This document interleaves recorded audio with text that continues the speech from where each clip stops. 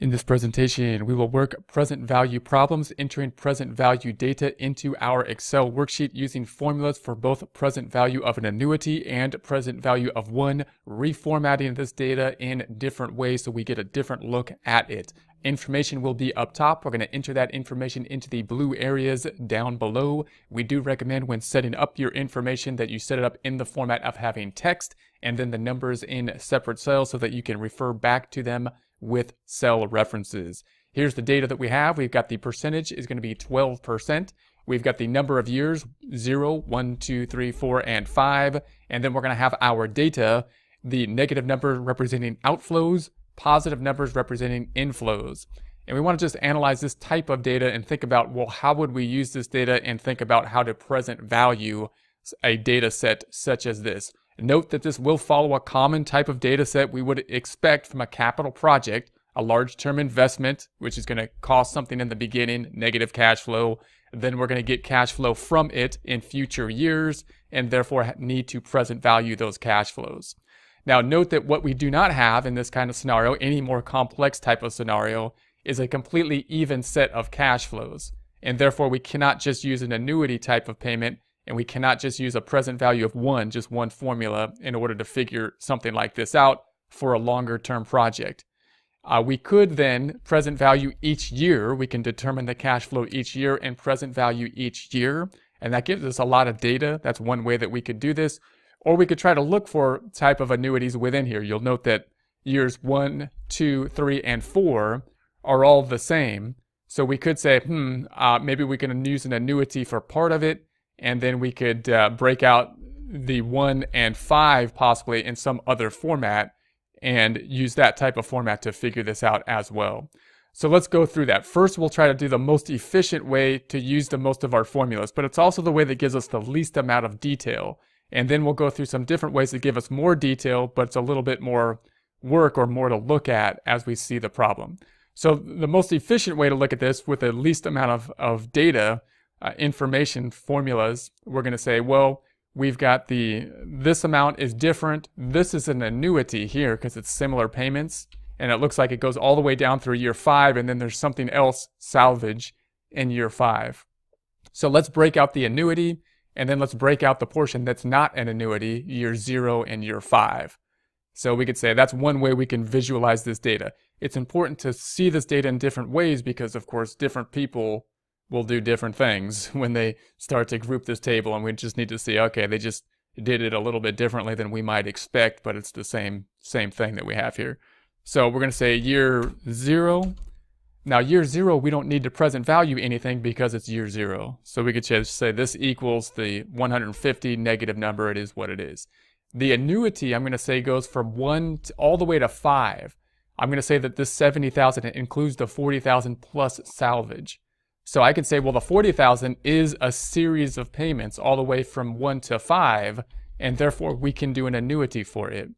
So we're going to say, okay, if there's an annuity, so let's just call it annuity from years 1 through 5, and that's going to be for the 40,000. So we can do our annuity formula here. So we can say, all right, let's do it with the negative to change the sign instead of equals, present value, double click the present value.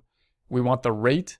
I'm just going by this little formula box. We're going to say rate is that one, 12%, comma, number of periods is going to be 5 periods, comma, the payment, that will be the 40,000. So that's going to be the 40,000, and that is our annuity. So I'm going to say enter. So the annuity 144, 191. Now again, if you were to check that, you could say, well, does that make sense? Well, 40,000 times 5 would be 200,000. So it's got to be something less than that. So that looks somewhat reasonable at the 12% interest rate. It's got to be something under the 200 because this would be with no time value of money. And then we're going to add to that the year 5, and this is going to be for the salvage value. And the salvage value, we're going to say, is going to be the 70,000 minus the 40,000. So the 70,000 minus the 40 is what we're going to sell the equipment for. We're saying at the end 30,000. So we're going to say, all right, let's do the salvage. We're going to present value a single sum now because the salvage, that 30,000 happened after year 5. We need to bring it all the way back to current dollars. So we're going to say negative. We're going to say present value. Double click the present value. The rate will be 12, comma. Number of periods is going to be 5, comma. And then the payment is 0 this time because we're talking about a single amount. So notice we're using the two formulas. Future value, I'm going to say, is brackets the 70,000 minus 40,000 or 30,000. And that's going to be it. And so we'll say enter. And it's closing up the brackets. So we'll say, okay, it added another bracket there, which I should have done. And so we have that. So that's going to be that information. So the total, if we sum these up, equals the sum of the 150, the 144, 191, and the 1723 is the 11,214. I'm going to underline this, home tab font, underline, we'll double underline this. So that's one way that we can put together our data. Another way we can put it together, now we might want more detail than that. Sometimes I like to break out. It's nice to break out to say, hey, let's just break out each year into a cash flow. Let's not mess with this annuity thing. And let's just break out all the years. What's the cash flow each year? And then present value each year. That gives us more information, and it's probably easier to get to see, to understand. This is the least amount of data to get the bottom line number, but it's most difficult to understand what that bottom line number means. If we want to give more detail how to get to that bottom line number, this is one way we can do it. Now, we're going to start off by putting the years up top, 0, 1, 2, 3, 4, and 5, and then we'll put the information down below. So we're going to say the cash flow. I'm just going to put the cash flow for each year. Whatever it is, it is. So I'm going to say this equals for year 0, the 150. For year 1, it was 40. For year 2, it's 40.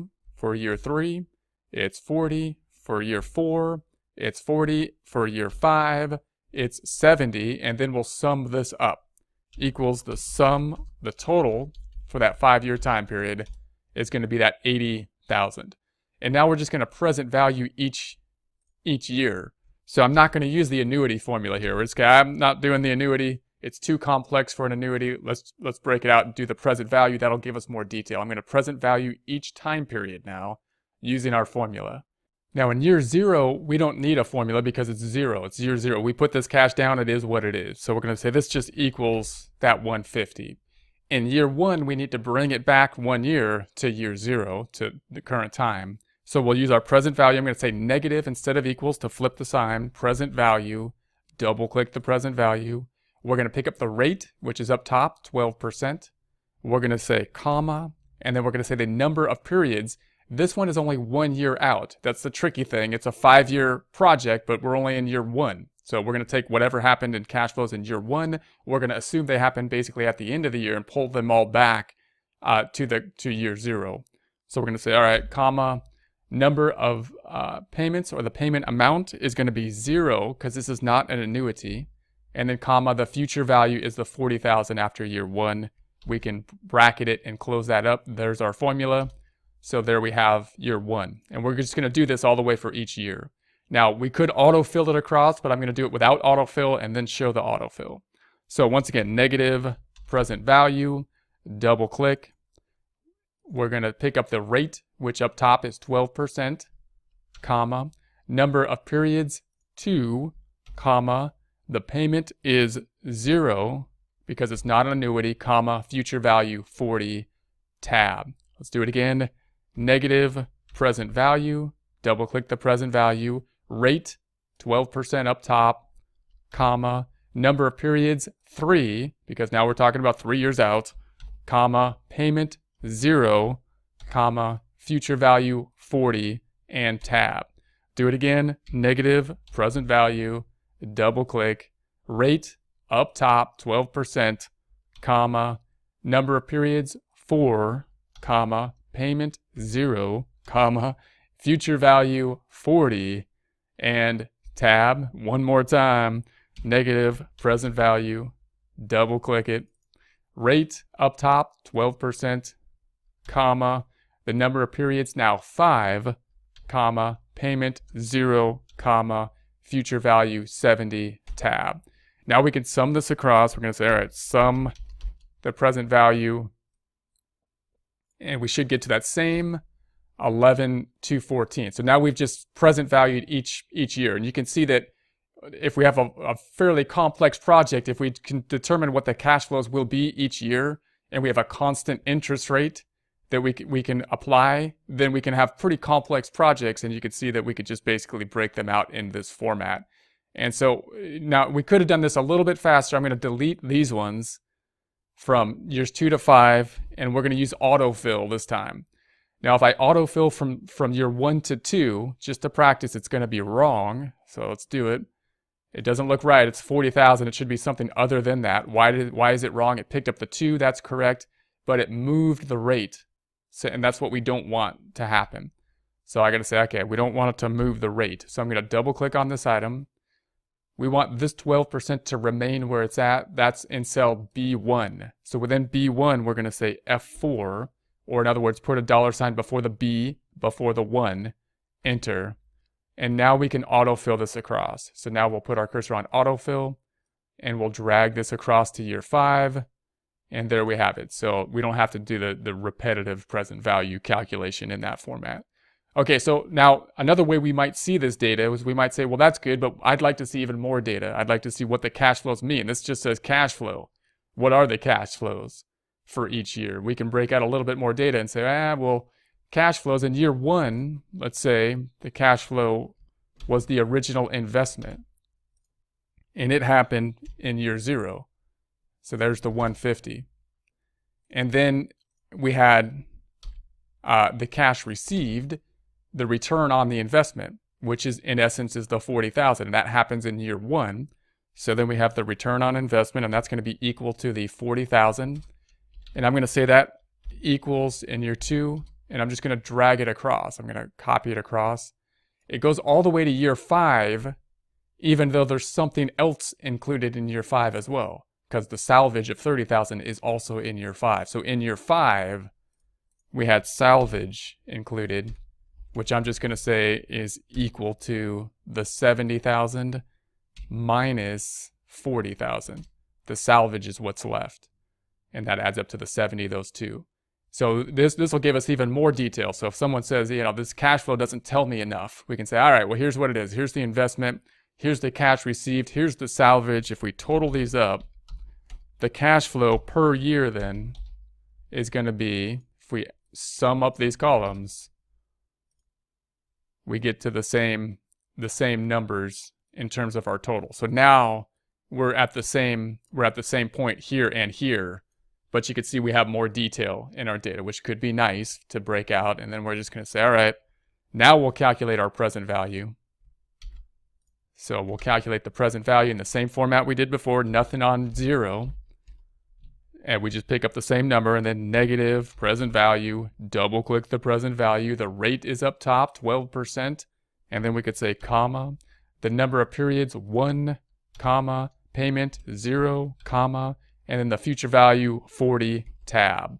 Year 2, negative present value, double click the present value. Rate 12, comma, number of periods 2, comma, payment 0, comma, and future value 40, tab. Next item, negative present value, double click, scroll up top, 12%, comma, number of periods 3, comma, payment 0, comma, future value 40, tab.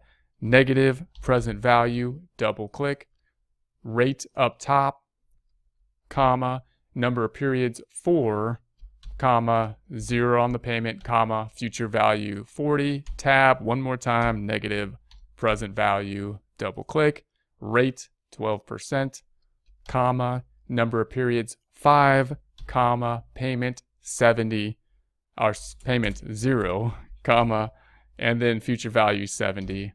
And then if we sum these up, equals the sum of these items, then we've got the 11,214. Again, we could do this by using autofill.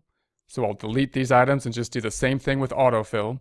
So year 1, if we copy it over, we want to do the present value all the way across, but if we do so, it'll be wrong because it pulled over the interest rate, which we have up top. So we need to absolute value the interest rate. I'm going to double click on it. Interest rate 12%. I'm going to put my cursor on that B1, press F4 on the keyboard, or $ before B, $ before 1, and enter.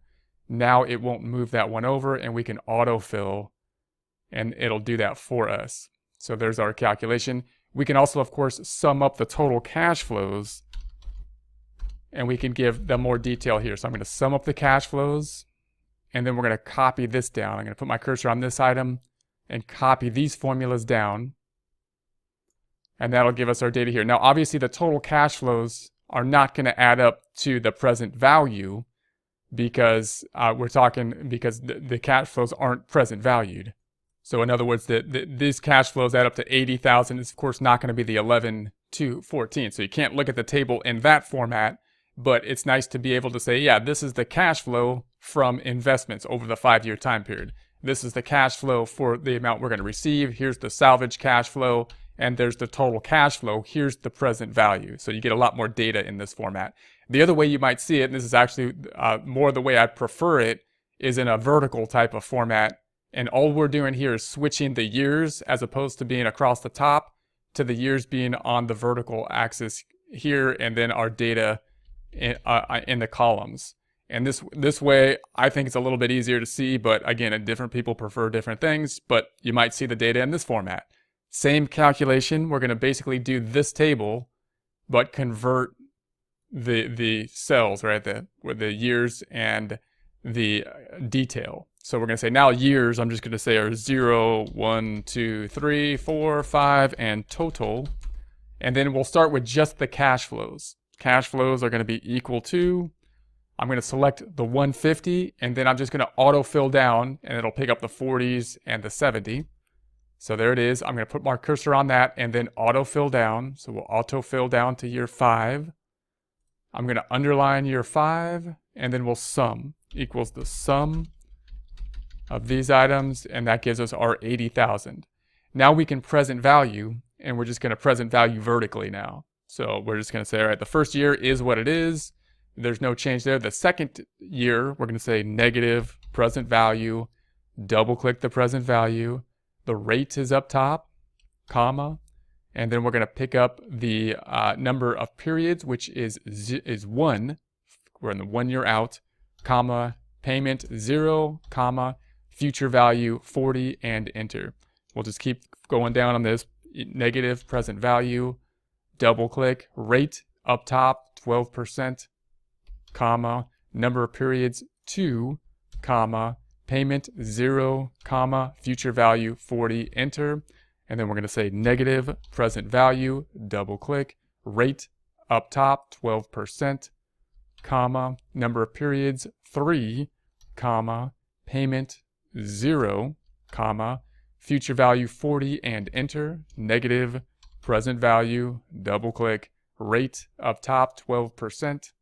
We're going to say comma, number of periods now 4, comma, payment 0, comma, future value 40. One more time, negative present value, double click, rate up top 12%, comma, number of periods 5, comma, the payment 0, comma, future value 70. And then if we sum up the present value vertically now, we'll come up to the same data, the 11 to 14 there. And again, we could make this a little bit easier by deleting these items, and I'm going to autofill down again. Now, if I autofill down, I want a present value all the way down. If I autofill down, it's wrong. Why? Picked up these number, that looks good. It moved the interest rate down this time. So I need to present value the interest rate again. So we'll just say, all right, interest rate is that B1. I'm just going to select F4 on the keyboard, or $ before B, $ before 1, and enter. Now we can autofill that down to year 5, and we'll have our data will be set up there. I'm going to go ahead and underline this. And now we can do this one more time with more detail, in essence making this table but now in our kind of vertical format, and this is what I would basically prefer typically for this type of project, anyone that's going to be more detailed. So we're going to say, all right, let's do this again. Years 0, 1, 2, 3, 4, 5, and total. And now we'll just break out more detail on the investment. So the original investment is now going to be here, which we're putting in a column, a separate column. So we're adding separate columns to give us more detail, just as we did here when we put it in this format. So we're saying the investment is here. And then we'll say the cash that we received is equal to the 40,000. And that goes all the way down to year 5, although year 5 includes the salvage as well. So I'm just going to say this cell equals the one above it. And then I'm going to autofill that down so that all the cells equal the one above it. And then in year 5, we also had salvage. And I'm going to say, all right, the salvage is equal to the 70,000 total cash flow minus the portion that's not salvage or the investment, return on investment. And that's going to give us 30,000. Then we're going to total these up. We'll just total these up and we'll get to the same totals we had over here. So this will just give us more detail. We're going to say this equals the sum of these three and enter. And then we'll autofill that down. Autofill that down. There we have it. Now we're just basically at the same point, these numbers and these numbers, and we can present value here. This just giving us more detail about the investments, the amount we returned on investments, and the salvage. We could sum these up vertically, obviously, as well. Whoop. Sum these up, and that'll give us some more details. These aren't present value numbers, but it gives us more detail on these numbers. And then we'll present value by saying negative present value. Actually, not here. This one is just going to equal what it is. And then we'll do the present value. So we're going to say negative present value, double click the present value. We're going to pick up the rate, which will be up top, the 12%. And then we'll say comma. Number of periods is going to be 1, comma. The payment is 0, comma. And then the future value will be this 40,000 and enter. Now we're going to copy this down. We want a present value all the way down. I'm going to fix this so that we can present value or that we can autofill it down. So we'll double click on it. This interest rate then is what we need to absolute value. We don't want this cell to change. To do that, we're going to select F4 or put a $ before the B, $ before the 1, that give it an absolute reference. Then if we say enter, we can autofill that down. So now we're going to put our cursor on autofill, drag it down to the 5 years, and then we could sum up the year 5. So this last method is the one that I would typically format the tables in this format, but you may see any of these methods and any of the data formatted in any of these ways. Just realize that no matter which method you see, it's all basically the same thing. So you don't have to say, that's not the way I would have grouped the data. It's all the same kind of stuff. It's just how much detail do we want in the data that we're presenting. That, of course, depends on who we're presenting to and what kind of data we need for the decision-making process.